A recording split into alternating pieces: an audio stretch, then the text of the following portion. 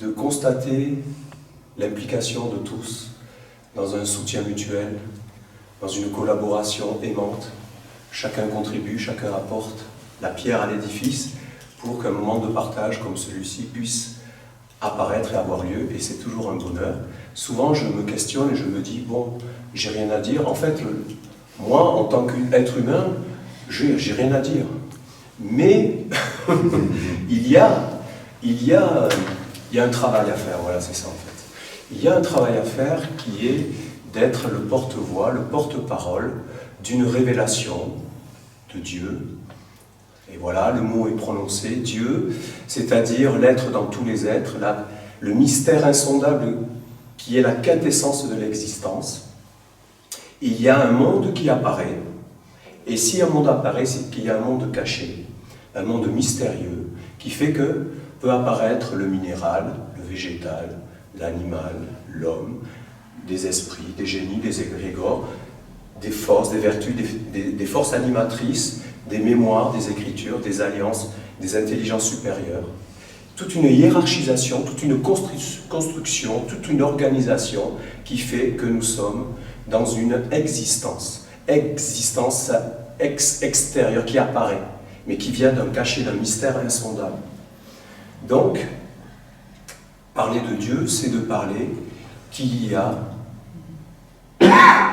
au-delà de ce que l'on peut comprendre et appréhender, il n'y a pas à construire le fait qu'il y a un monde caché. C'est un fait.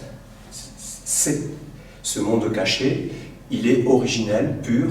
C'est une science, c'est un ordre parfait. Il est parfait. Dieu regarda le monde et vit que tout était juste, que tout était bon. Alors, nous, on regarde le monde et on voit que rien n'est bon, que rien ne va bien, parce que justement, nous sommes dans une école, nous sommes dans une expérimentation, nous sommes créateurs.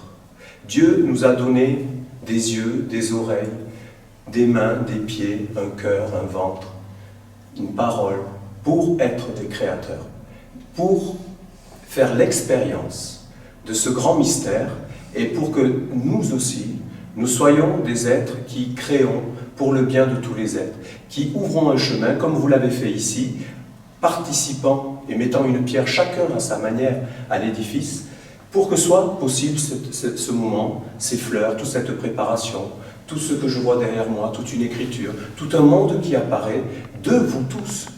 C'est pas moi tout seul, c'est pas un parmi vous ou une parmi vous toute seule, c'est une solidarité.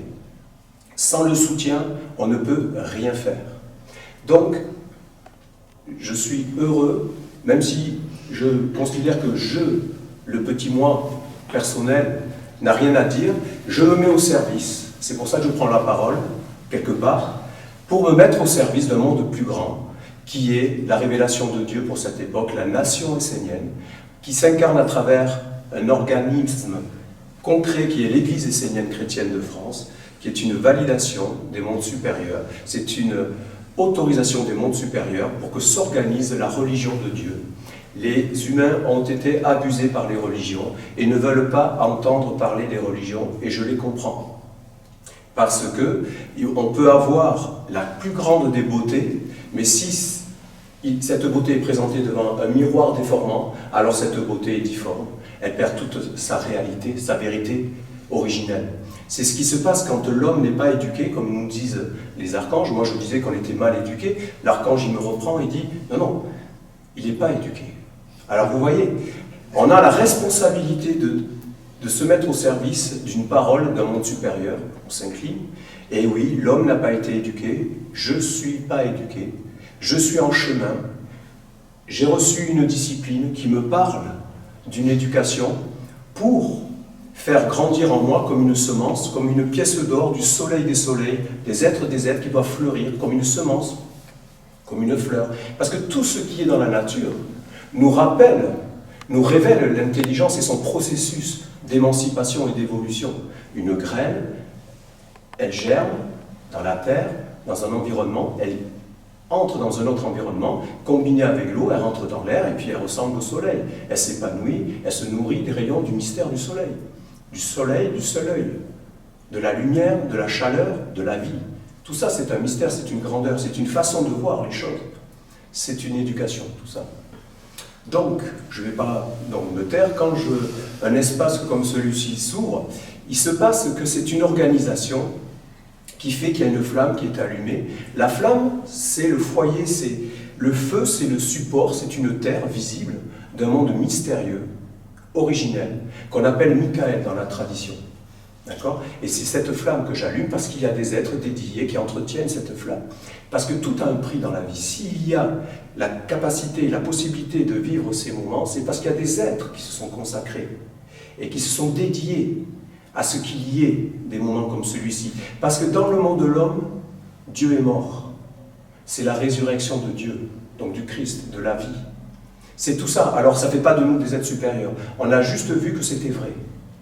Et alors on s'organise pour ouvrir des espaces, pour que les âmes qui s'approchent, comme je l'ai entendu encore tout à l'heure, ça fait longtemps que je vous cherchais, mais oui, les âmes cherchent. Et nous devons nous organiser pour ne jamais amener le monde de l'homme dans nos organisations, pour que nous ne soyons pas des êtres jugeants et condamnants, que nous ne soyons pas des êtres qui apportons la vision du monde de l'homme dans nos organisations, mais que nous apportions toujours la parole d'un monde supérieur comme une indication, mais c'est à chacun de faire la digestion.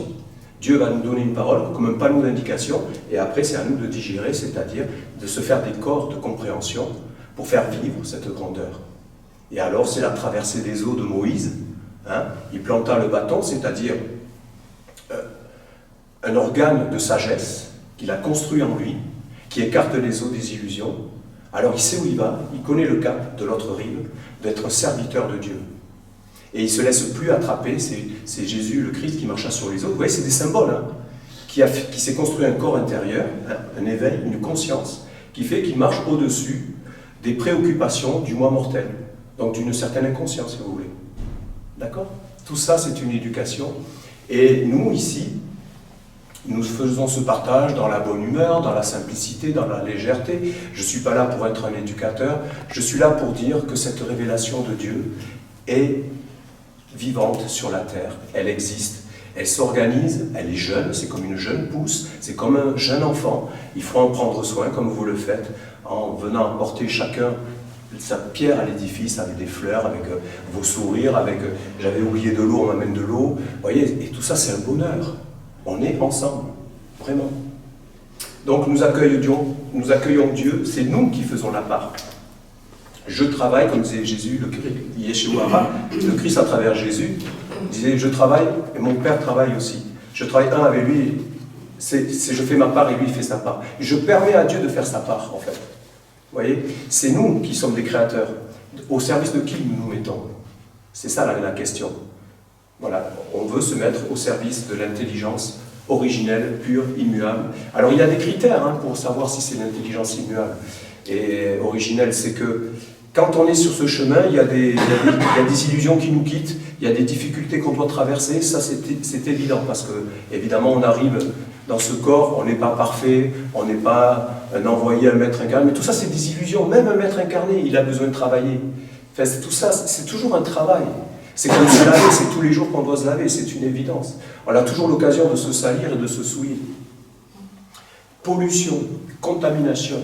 J'aime bien contamination en espagnol, ça veut dire contaminer, ça veut dire conquérir. C'est qu'on est envahi par un monde. Il y a une expression, vous voyez, j'ai la preuve que le monde de l'homme est dans l'illusion. Parce qu'on dit, ben oui, il y a un terme populaire qui dit chasser le naturel et revient au galop. Mais si c'était le naturel, on serait dans des vertus. Ce n'est pas le naturel que l'on chasse. Ce sont des choses qui nous ont fabriquées et qui ne sont pas originelles. Donc ce n'est pas le naturel que l'on chasse, c'est le non-naturel. Et on n'arrive pas à faire apparaître le naturel. Donc j'ai la preuve absolue que nous avons besoin d'une religion de Dieu. Voilà, il faut se le dire. Ça me paraît évident. Ouais, voilà, je ne sais pas ce que vous en pensez, mais bon.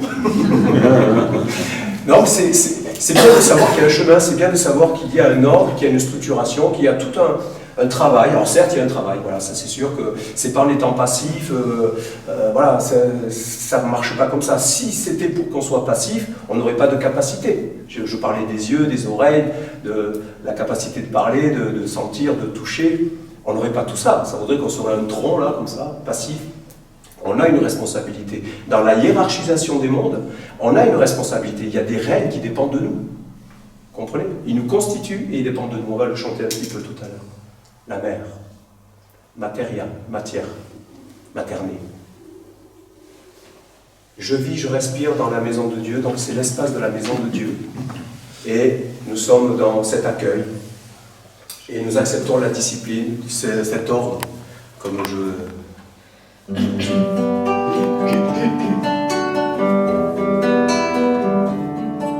Je vis, je respire dans la maison de Dieu, j'accueille Dieu dans sa maison. Tout ce qui en moi est vivant, s'entend et pensant, le jour comme la nuit, s'incline devant Dieu la lumière. J'entre dans l'ordre, j'accueille la sagesse, je reconnais le chemin. Et j'accepte la discipline, transmise par l'envoyé. Et j'accepte la discipline, transmise par l'envoyé.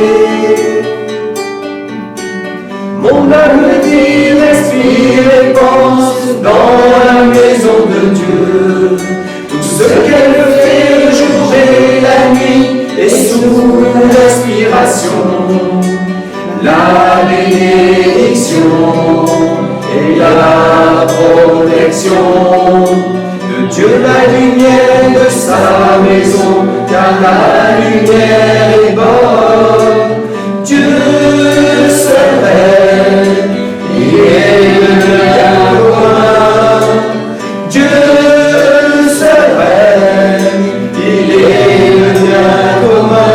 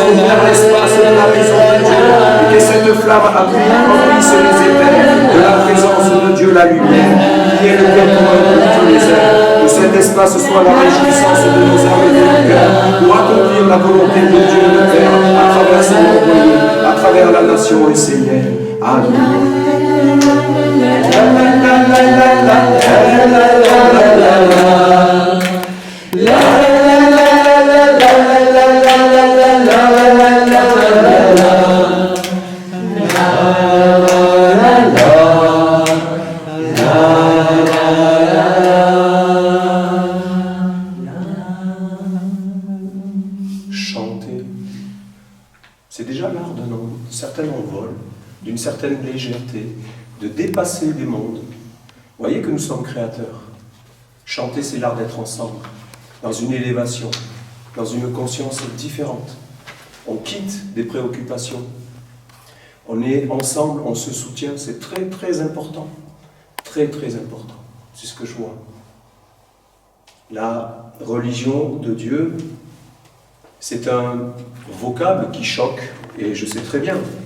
Moi, j'aimerais dire, puisqu'on est dans ce partage, j'aimerais dire, si vous voulez, ce n'est pas une religion. Et on fait tout pour que ce ne soit pas une religion comme elles ont été, c'est-à-dire organisées avec des intérêts mortels du monde de l'homme. Et on fait tout, je vous garantis qu'on fait tout pour essayer que ça soit le cas. C'est pas simple, c'est la preuve que c'est pas simple, que le Dieu de la vie n'a pas facilement sa place au milieu de l'enceinte contenue et gardée par le Dieu de la mort, c'est-à-dire d'une certaine vie, si vous voulez, mais pas qui honore le sacré, l'originel. Donc, religion voulant dire religare, relier, c'est la proclamation de l'unité des mondes. C'est un fait, je parlais d'ordre, je parlais de structure, c'est ça. Alors, on pourrait parler d'une inspiration, d'une orientation, d'un monde supérieur, pur, qui est le bien commun. C'est pas une religion, si vous voulez, mais c'est une religion. Et puis, quand bien même, dans le monde de l'homme, on parle d'association cultuelle et on parle de religion, c'est accepté. Alors, religion de Dieu, qui n'appartient à aucun homme. Aucun Essénien, aucun participant, aucun organisateur de l'incarnation de cette religion a une autorité. Tous les êtres qui rentrent dans ce cercle, dans cette école de Dieu, ne doivent subir l'autorité d'un Essénien, parce qu'il serait là avant, ou que sais-je. Je le dis avec force pour les êtres qui vont nous écouter. Je dis que la religion de Dieu, c'est la rencontre avec l'intime, originel. C'est la rencontre avec un espace où tu peux, toi, nous, il, elle, celle qui va entendre ces paroles, tu peux rencontrer donc un chemin qui fait que tu vas rencontrer ton être véritable. C'est ça, c'est sûr que c'est une organisation, c'est pour ça que c'est compliqué. Bien sûr qu'il faut s'organiser, et bien sûr qu'il faut créer tout un tas d'organisations, de choses, mais il y a plusieurs degrés d'implication, et il y a surtout de trouver sa propre voie. C'est pour ça qu'on parle de science et d'un savoir initiatique. C'est-à-dire, comme je le disais tout à l'heure, Dieu va amener une parole, comme ici avec cette art théurgique, on a les paroles des archanges, donc des fils de Dieu, des serviteurs de la lumière originelle. C'est toi qui vas faire la digestion, c'est toi qui vas initier le travail d'éveil. C'est ta responsabilité. C'est pas la responsabilité de quelqu'un qui va organiser des espaces et te proposer des paroles, comme je suis en train de le faire. C'est toujours sa propre responsabilité. C'est un chemin individuel pour arriver à un lieu commun, collectif, et c'est là où c'est mystérieux. C'est que ce bien commun, c'est un lieu supérieur de conscience. Mais ce lieu supérieur que Bouddha n'a jamais appelé Dieu, c'était à chacun de le découvrir. C'est-à-dire, c'est un état de conscience supérieur. C'est-à-dire un état d'unité, donc de perception vivante, avec l'intelligence qui anime la fleur, avec l'intelligence qui anime le papillon, qui anime l'eau, l'air. Vous voyez, c'est une autre conscience, d'universalité, c'est un monde d'universalité. Il n'y a pas de frontières. C'est facile à dire, on va le chanter d'ailleurs, tiens. Si je savais le nécessaire, savoir, ouvrir ces portes, avoir les clés. Ces clés, ce sont des attitudes intérieures. L'humilité, l'humilité. On entend humilité, malléabilité, souplesse. Mais réellement, c'est envers Dieu que l'on s'incline. C'est pas envers un être humain, jamais. Ça c'est idiot. Hein. Voilà, c'est clair. Donc, que nous gardions cette pureté, nous les Esséniens, de laisser la religion de Dieu apparaître. Qu'il y ait des moments de pureté, des espaces de parole où on fait apparaître qu'il y a cette incarnation. C'est une bonne nouvelle, c'est un évangile, c'est une réjouissance, je pense. Et c'est une réjouissance pour tous les mondes. Parce que si véritablement les humains s'éveillent à la réalité des mondes supérieurs, à cette conscience commune supérieure qui est le bien commun, parce qu'on veut que ce soit lui qui règne, et bien alors c'est la réjouissance de tous les êtres. La lumière est bonne pour tous les êtres, on vient de le chanter, c'est évident. Par contre, si je savais le nécessaire, ah ben voilà, on est humble. Est-ce que parce que je prends la parole, je suis celui qui sait? Non, non, non, non, non, non. Je suis celui qui chemine. Je suis celui qui a pris conscience qu'il y avait un chemin. Pourquoi il y a un chemin? Mais parce que je ne suis pas réalisé. Parce que, vous voyez, c'est ça qui est important de comprendre. Et ce chemin, il est pour tout le monde. Et chacun à sa mesure, il marche sur ce chemin de transformation et d'éveil, comme nous l'a montré ce grand fils du soleil, le Bouddha, le Sakyamuni. Voilà, par exemple. Le bouddhisme, c'est une grandeur. Si on lui redonne la flamme originelle de ce qu'a amené le Bouddha, c'est une grandeur, c'est une splendeur. L'archange Gabriel avait donné un message aux grandes religions. C'est une splendeur. Ça peut bousculer dans le monde de l'homme ceux qui ont une emprise, je parlais de contamination, donc d'emprise, et politique, philosophique, tout ce que vous voulez, ça va les bousculer. Mais le fait est que je vous dis, ce message existe, voilà. Si vous pouvez vous les approprier pour les partager, avoir une parole non jugeante, non condamnante, mais pour dire, parce qu'on a le droit de dire, c'est pour ça qu'on a une église, parce qu'on a le droit d'exister. Tout le monde a le droit d'exister, il y a les amateurs ou les professionnels de corrida, de concerts rock, hard rock, tout ce que vous voulez, tout est bon, mais c'est chacun son chemin, c'est pas... Nous, on n'est pas là pour amener une condamnation, un jugement de ce que fait Pierre-Paul ou Jacques. Quelque part, si on est honnête, on s'en moque, c'est pas ça. Nous, on a pris une responsabilité, on a pris une voie de servir une parole qui est la parole d'un monde supérieur, c'est tout. On est détendu, hein, il n'y a pas de... On n'a pas le revolver sur la tempe de quiconque, hein, mais on serait bien idiot de faire ça. Hein. Donc, si je savais, je pense que le chant, si je savais le nécessaire, montre qu'on n'a pas cette attitude. Et je trouve que c'est important de le chanter un petit peu.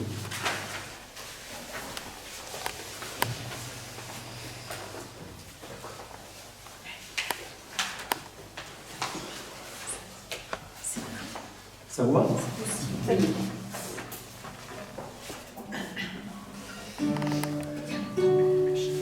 Si je savais le nécessaire pour que puisse sur la terre vivre la joie et non la misère. Si je savais le nécessaire pour que puisse sur la terre vivre le monde plus grand que l'éphémère. Si je savais, si je savais, si je savais, si je savais le nécessaire qui ferait savoir le feu allumé à son origine sacrée, savoir l'eau faire couler, dur à partager, savoir les respirer et l'embaumer, savoir les toucher sans l'abîmer. Si je savais, si je savais, si je savais, si je savais, si je savais le nécessaire pour que puisse sur la terre vivre la joie et non la misère. Si je savais le nécessaire pour que puisse sur la terre vivre le grand, plus grand que l'éphémère. Si je savais, si je savais, si je savais, si je savais le nécessaire qu'il ferait savoir le bien garder toute chose originelle et savoir le cultiver pour enfin retrouver l'harmonie originelle, la véritable destinée de nos âmes immortelles. Si je savais, si je savais, si je savais, si je savais, si je savais le nécessaire pour que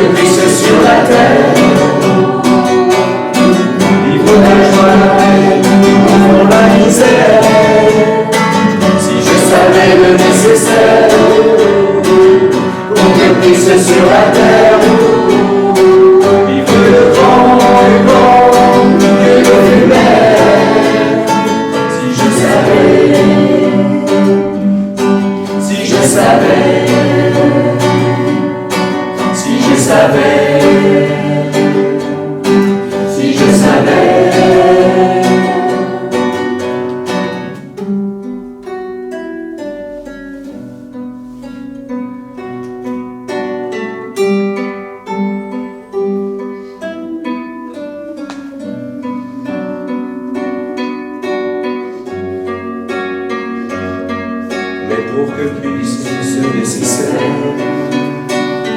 être vivant et agissant. Il me faut bien être sincère et avouer bien humblement. Le dire est plus facile que le faire. Le dire est plus facile que le faire.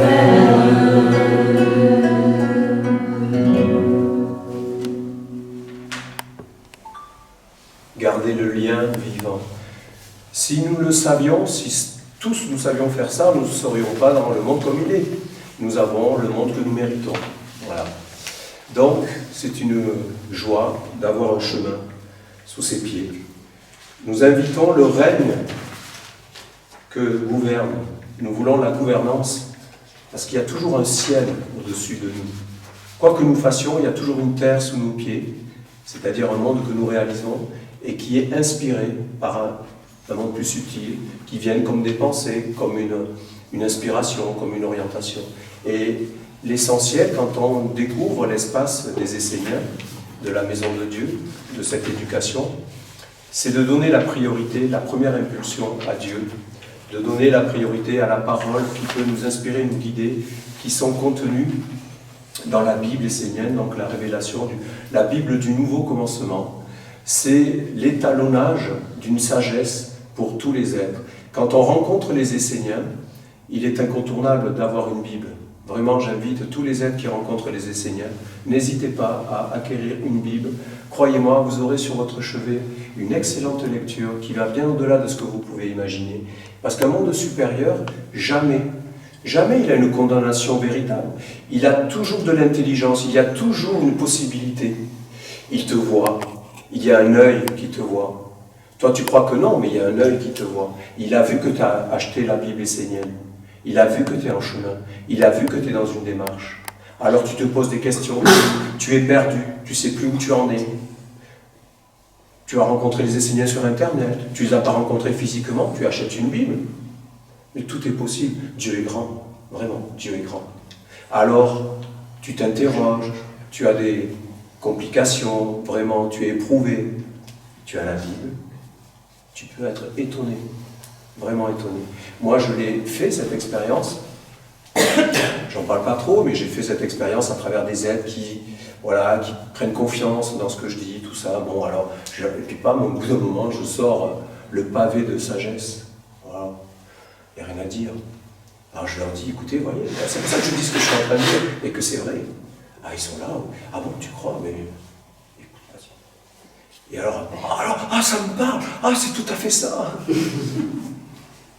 Ah, c'est un bonheur. Vous voyez, gratitude envers nos ancêtres, gratitude envers tous les Esséniens qui ont contribué et participé à ce que cette Bible soit incarnée, à que cette parole soit imprimée. Il y a tout un travail qui a déjà été fait et il y en a encore à faire. Et on va s'organiser pour le faire. Voilà. D'accord ? On va faire des cérémonies. Parce que quand on est un Essénien, à un moment donné, on ne paraît pas être très actif dans le plan matériel, mais notre activité, elle est magique, elle est subtile. Vous savez, contrairement à ce qu'on peut penser, les forces qui abusent de l'humain, qui est honnête, qui est de bonne volonté, agissent dans le subtil. D'abord, il organise les mondes dans la subtilité, et après ça s'incarne. Pourquoi croyez-vous que tous les jours il y a des informations, des gens qui montent à la tribune, qui ont le porte-voix, pour donner des informations? Pourquoi croyez-vous qu'il y a incessamment ces choses-là? Mais parce que c'est de la magie du verbe, c'est un ensemencement permanent, sans quoi ça ne serait pas, voyons, si on réfléchit, 2 minutes. Donc nous, on a une petite tribune, mais elle va grandir, d'accord? Donc il faut comprendre que nous ne sommes pas des révolutionnaires, nous ne sommes pas des rebelles, nous ne sommes pas en guerre. Nous sommes en guerre contre personne. Vraiment, vraiment. Et je pense que pour arriver à ne pas être en guerre, effectivement, il faut être dans une légèreté, une certaine élévation. Et on en a parlé avec certains parmi vous. Et pour arriver à cet état d'élévation, il y a des soubassements, c'est-à-dire le calme. le lien vivant avec la mer, la stabilité, le silence empli d'intelligence et d'âme, la beauté d'un arbre qui s'élance, le parfum délicat d'une fleur, un papillon qui s'envole. Mais tout ça, c'est de la poésie, ça veut dire c'est de l'âme vivante, c'est de l'intelligence, c'est de la nourriture d'âme. Nous sommes soutenus par les végétaux, par tous ces êtres. Nous sommes en admiration, nous sommes en amour envers tous ces êtres-là. Et c'est comme ça que l'on peut grandir. Et ça, ce sont des critères de Dieu. Ce n'est pas le commandement d'un homme qui s'excite et qui veut avoir raison. Ça n'a pas trop de sens. L'homme a le droit de s'énerver, un serviteur de Dieu a le droit de s'énerver, attention. Hein. Il y a des fois, mais parce que justement, il y a des mondes qu'il ne faut pas laisser rentrer. Alors ça peut arriver, mais bon. Dans tes bras, maman. Voilà, nous, dans le règne de l'homme, nous avons notre responsabilité. Prenons conscience que fondamentalement, nous sommes des êtres qui ne sommes pas parvenus. Nous sommes dans un état, voilà, et nous devons arriver à notre état. C'est une école de transformation, mais c'est réellement ça, l'existence sur la Terre. C'est vraiment l'histoire de la graine, nous sommes une graine, un potentiel. Et tous les jours, nous mettons au monde un certain monde. Mais est-ce que c'est un monde lumineux? Est-ce que c'est un monde qui fait du bien à tous les êtres? Écoutez, je ne vais pas donner la réponse, il n'y a qu'à regarder. Mais nous sommes ce potentiel. Alors nous voulons nous éduquer, nous voulons entrer dans cette école, maman, la divinité, la mère. La mère, écoutez, si on n'a pas de lien avec la mère, nul ne va au Père sans passer par moi, la mère. C'est fondamental. La mère. Ici, nous avons une représentation dans la tradition essénienne de la mère, et c'est bonheur. Je ne vais pas étaler là-dessus, mais nous avons un lien avec le vivant qui s'incarne. C'est ça que ça veut dire. Alors nous chantons dans tes bras, maman. Nous sommes des enfants devant Dieu, nous sommes toujours des enfants. Toujours. Nous sommes des enfants qui devons grandir, mûrir, nous responsabiliser. D'accord ?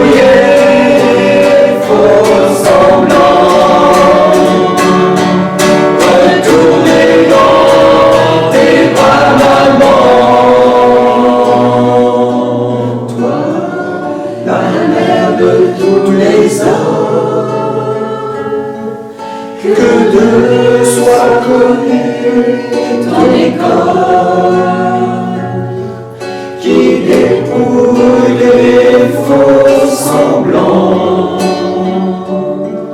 et met à nu l'âme de tes enfants, qui dépouille les faux semblants. Retournez dans tes bras, maman.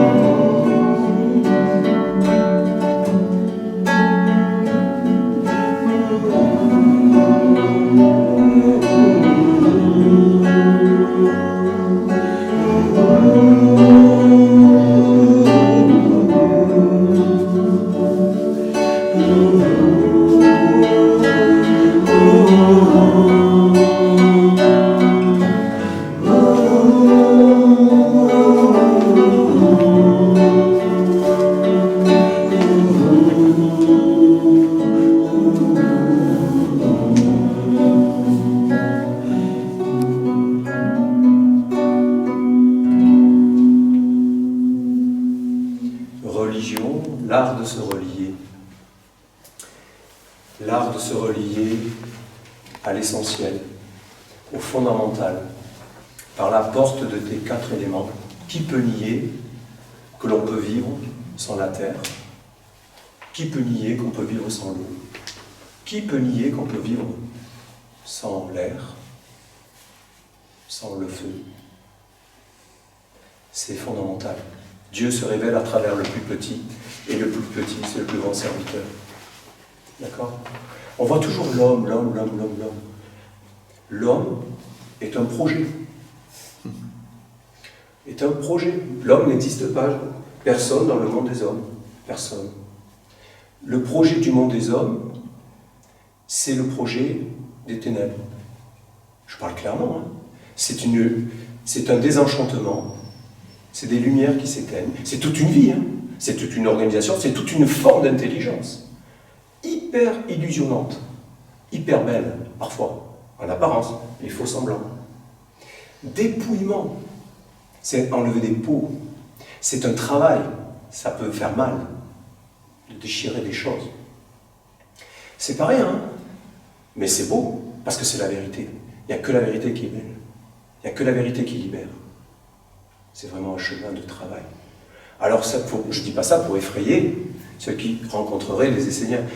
En même temps, s'il y a des êtres qui se dévouent pour dépouiller leurs faux semblants et d'être des êtres authentiques, il y a une bénédiction qui grandit. Alors, nous allons amener dans cet espace, dans ce moment de partage, nous allons nous recueillir comme nous sommes en train de nous recueillir, nous sommes en train de prier. En chantant, nous sommes en train de nous relier. La prière, c'est l'art de se lier avec les mondes de la beauté, les mondes des vertus, dans cette hiérarchie vertueuse. C'est Saint-Ange de la paix. Nous le faisons pour un bien commun. Nous le faisons comme un égrégore qui grandit. Un égrégore qui est une intelligence avec un génie, avec un esprit, qui est libre de faire ce qu'il veut, l'égrégore de la paix.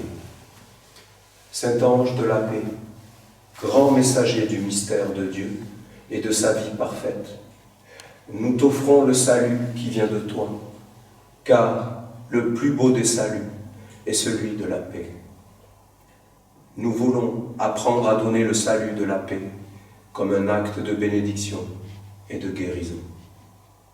Nous voulons proclamer ton nom dans le ciel bleu, afin que tu sois toujours au-dessus de nous et au-dessus de tout, comme l'âme du Père et sa paix, omniprésente. Sortir de Dieu, c'est perdre la paix. Se recentrer en lui, c'est être avec toi, ange de la paix. C'est te gagner, toi, le trésor de la vie qui apporte le salut de la lumière. Puissions-nous, par la force de ta présence, en nos vies intérieures, comme le fit la Vierge Marie, enfanter la lumière sur la terre et la répandre en partage pour le bien de tous les êtres. Amen. Je trouve que ça prend tout son sens. Pour ceux que ça intéresse, je vous ferai parvenir. À la fois c'est simple, mais en même temps ça donne le cadre, ça oriente, ça donne du sens à notre activité, que nous devons être des serviteurs d'une gouvernance qui est celle de Dieu. Et là c'est dit magistralement, c'est le messager donc de la paix, c'est Dieu lui-même, c'est son ordre, c'est la plus grande des bénédictions. Donc, victoire à la lumière sur la terre, à travers chacun d'entre vous, dans votre travail intérieur, dans ce travail d'ennoblissement, de sublimation, dans l'authenticité de votre travail, donc se dépouiller du faux semblant, et en toute humilité.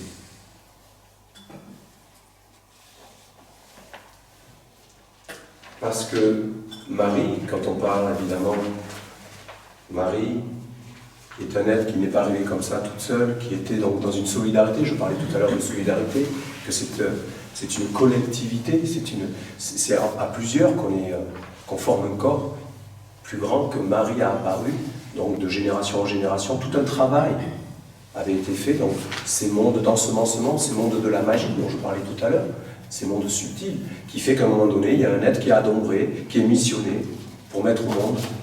Voilà. Et nous sommes nous-mêmes des maris. Nous sommes des maris, nous sommes des épouses de Dieu pour mettre au monde la lumière.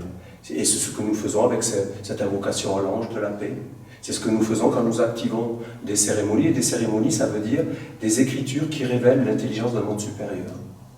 Pas pour faire du spectacle, mais pour se transformer et nourrir en nous des corps capables d'être dans une compréhension juste, d'être lucide, d'être dans une évidence que ces mondes sacrés sont vivants.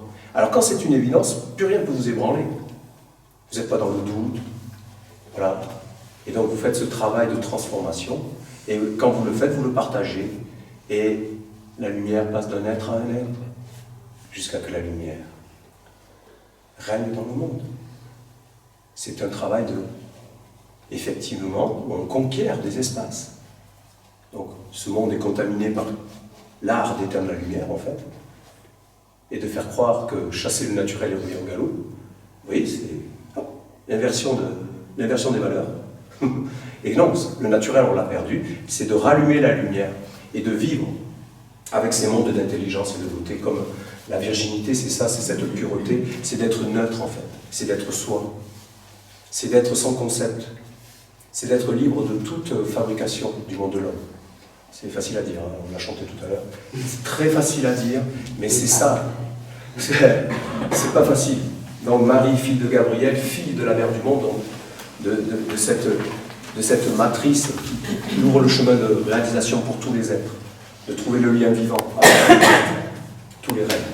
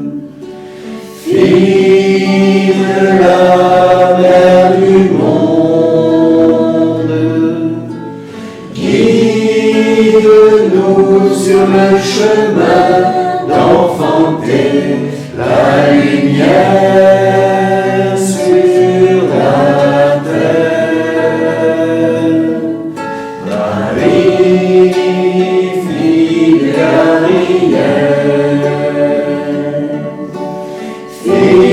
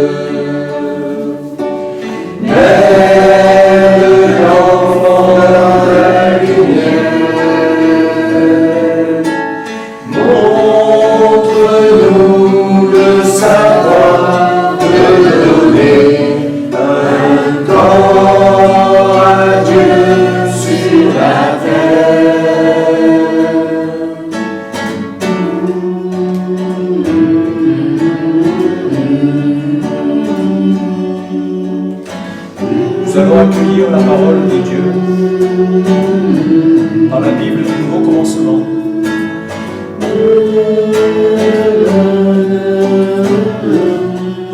Nous accueillons Dieu dans nos cœurs, dans nos âmes.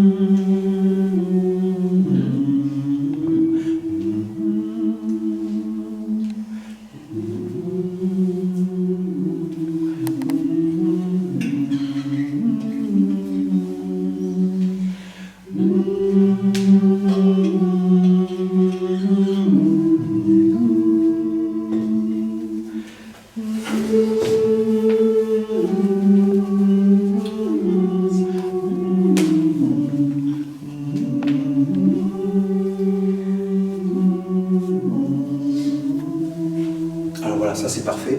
Ce psaume n'existe pas, donc je vais faire tirer le... Non, c'est pas écoute. C'est vivant.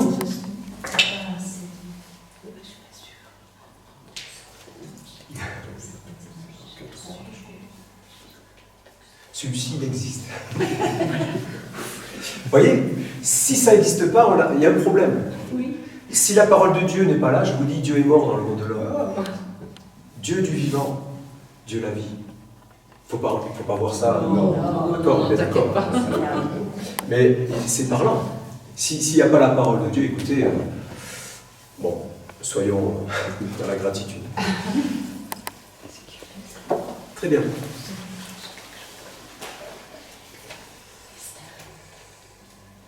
Ah, c'est beau. La fidélité. Le problème de l'homme est l'infidélité.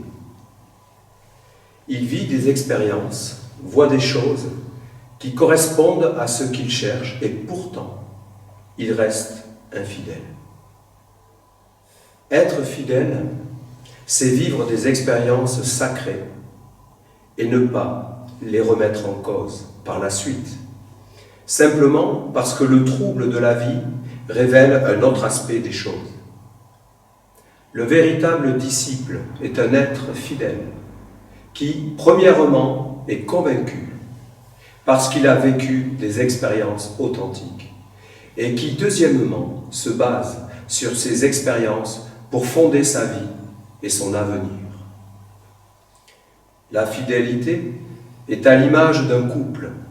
Si l'un et l'autre sont fidèles, heureux et amoureux, alors tout est clair, parfait, et aucun doute, aucun trouble ne peut pénétrer dans leur vie.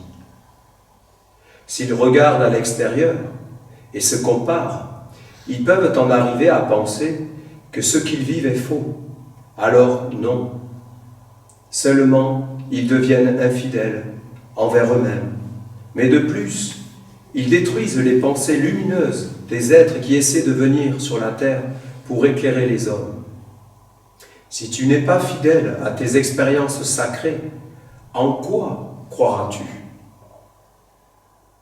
Sur quoi te baseras-tu? La fidélité est le moteur de l'homme, car si tu es fidèle, tu avances, sans te retourner, sans hésiter, entre divers chemins. La fidélité se développe lorsque l'homme va jusqu'au bout des choses. L'homme doit conduire toutes les expériences et les croyances qu'il porte en lui jusqu'à l'accomplissement ultime, de façon à devenir lui-même un être parfait et clair. Si tu te tiens dans la fidélité et accomplis au quotidien ce en quoi tu crois profondément, tes projets aboutiront forcément. Si tu crois à la lumière, sois fidèle à la lumière. Sois fidèle à la lumière et ne donne aucune prise aux forces négatives, elles qui aspirent à t'inculquer l'infidélité. Sois fidèle, sois conscient que ton travail crée une substance, un élément pour accueillir une divinité, pour recevoir ce que tout homme cherche, le bonheur en chaque chose.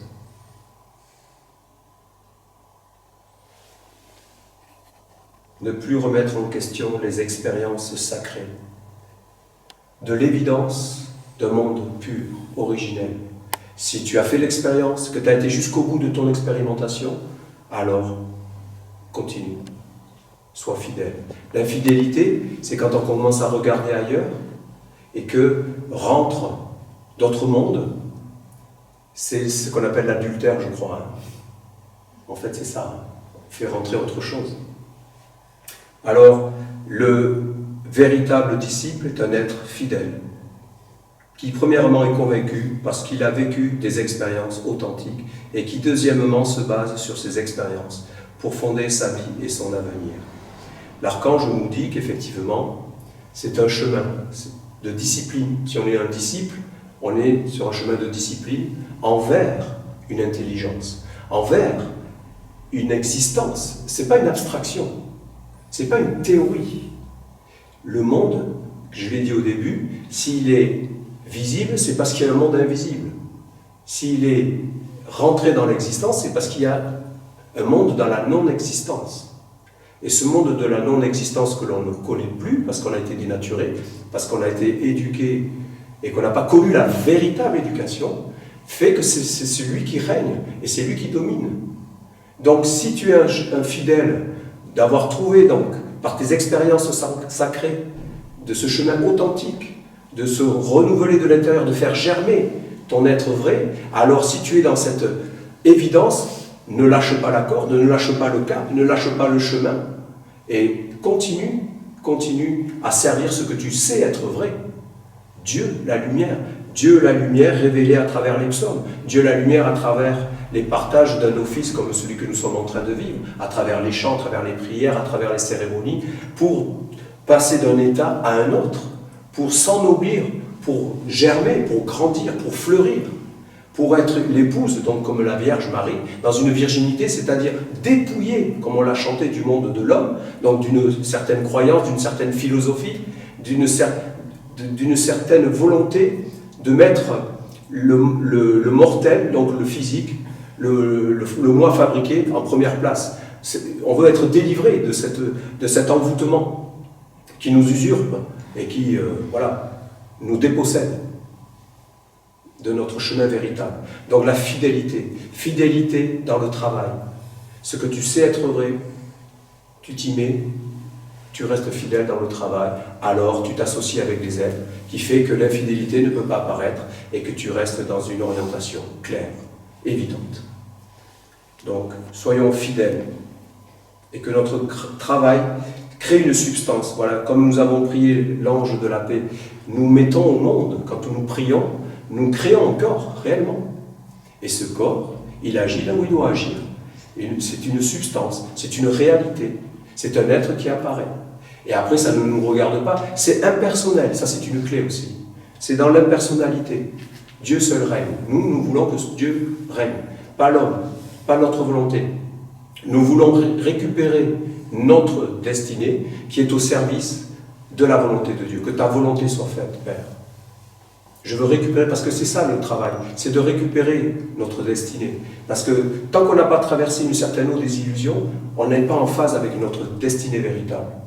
Donc, gardons le cap dans une fidélité. Fidélité, ça veut dire dans une constance, de ne pas lâcher et de traverser ces illusions. Que cela soit. Amen.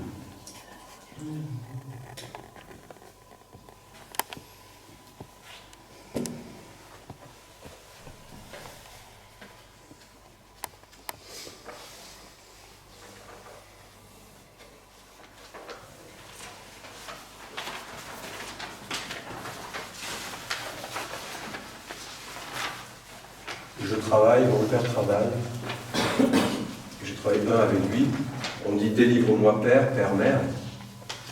C'est-à-dire que je fais un certain travail, après, je vous dis, c'est l'art de se lier. On n'est pas seul, on n'existe pas que dans ce corps, on est beaucoup plus grand, on est beaucoup plus vaste. Nous avons une âme, nous avons un cœur, nous avons des sentiments, nous sommes multidimensionnels. Donc, délivre-moi Père de ces mondes inconscients qui me ramènent à cette graine opaque, physique, mortelle, mais il y a tout le potentiel qu'on ne connaît pas. Donc, nous avons besoin de sortir de ces forces qui conduisent en esclavage, c'est-à-dire on n'emprunte jamais finalement le chemin de notre destinée véritable. Délivre-moi, Père, de ces mondes inconscients. Et ainsi, nous clôturerons ce moment de partage qui, j'espère, aura amené un certain souffle, une certaine inspiration, un certain appui, une consolidation dans ce que l'on veut vivre, dans ce qu'on veut mettre au monde. Alors, c'est une valse.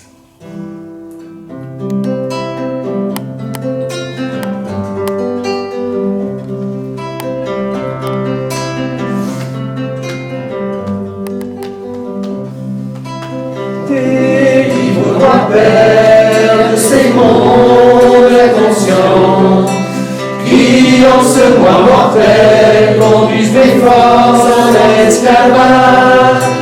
Délivre-moi, Père, de ces mondes inconscients qui, en ce moi mortel, conduisent mes forces en esclavage. Je veux vivre et agir dans ta volonté, je veux me nourrir et vivre ta parole vivante. Délivre-moi, Père, de ces mondes inconscients qui, dans ce moi mortel, conduisent mes forces en esclavage. Je veux faire ton chant, ma vision de résistance, disciple d'un ange, nouvelle conscience.